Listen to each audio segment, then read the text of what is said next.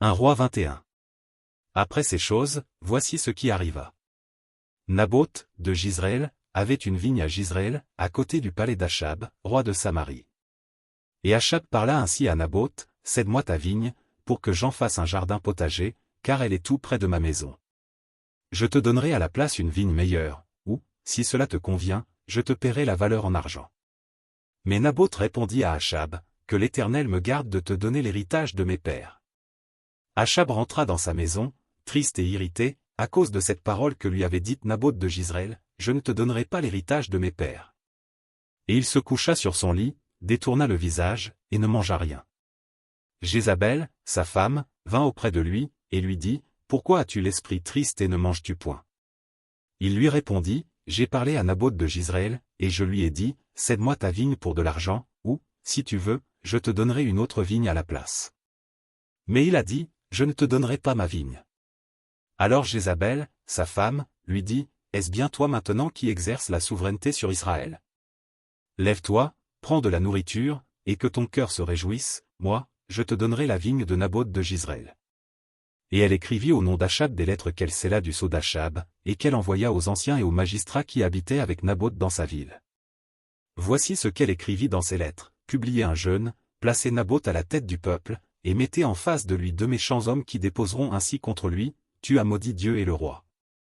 Puis menez-le dehors, lapidez-le, et qu'il meure. » Les gens de la ville de Naboth, les anciens et les magistrats qui habitaient dans la ville, agirent comme Jézabel le leur avait fait dire, d'après ce qui était écrit dans les lettres qu'elle leur avait envoyées. Ils publièrent un jeûne, et ils placèrent Naboth à la tête du peuple, les 2 méchants hommes vinrent se mettre en face de lui, et ces méchants hommes déposèrent ainsi devant le peuple contre Naboth, Naboth a maudit Dieu et le roi. Puis ils le menèrent hors de la ville, ils le lapidèrent, et il mourut. Et ils envoyèrent dire à Jézabel, Naboth a été lapidé, et il est mort. Lorsque Jézabel apprit que Naboth avait été lapidé et qu'il était mort, elle dit à Achab, lève-toi, prends possession de la vigne de Naboth de Jizréel, qui a refusé de te la céder pour de l'argent, car Naboth n'est plus en vie, il est mort. Achab, entendant que Naboth était mort, se leva pour descendre à la vigne de Naboth de Jizréel, afin d'en prendre possession. Alors la parole de l'Éternel fut adressée à Élie, le Tishbite, en ces mots, « Lève-toi, descends au-devant d'Achab, roi d'Israël à Samarie, le voilà dans la vigne de Naboth, où il est descendu pour en prendre possession. Tu lui diras, ainsi parle l'Éternel, n'es-tu pas un assassin et un voleur? Et tu lui diras, ainsi parle l'Éternel, au lieu même où les chiens ont léché le sang de Naboth, les chiens lécheront aussi ton propre sang. » Achab dit à Élie, « M'as-tu trouvé, mon ennemi? » Et il répondit, « Je t'ai trouvé, parce que tu t'es vendu pour faire ce qui est mal aux yeux de l'Éternel.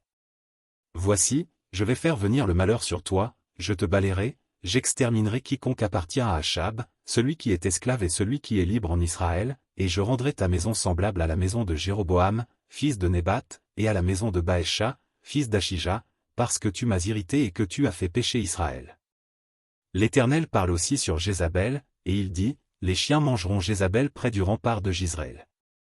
Celui de la maison d'Achab qui mourra dans la ville sera mangé par les chiens, et celui qui mourra dans les champs sera mangé par les oiseaux du ciel. » Il n'y a eu personne qui se soit vendu comme Achab pour faire ce qui est mal aux yeux de l'Éternel, et Jézabel, sa femme, l'Y excitait. Il a agi de la manière la plus abominable, en allant après les idoles, comme le faisaient les Amoréens, que l'Éternel chassa devant les enfants d'Israël. Après avoir entendu les paroles d'Élie, Achab déchira ses vêtements, il mit un sac sur son corps, et il jeûna, il couchait avec ce sac, et il marchait lentement. Et la parole de l'Éternel fut adressée à Élie, le Tishbite, en ces mots, « As-tu vu comment Achab s'est humilié devant moi? Parce qu'il s'est humilié devant moi, je ne ferai pas venir le malheur pendant sa vie, ce sera pendant la vie de son fils que je ferai venir le malheur sur sa maison. »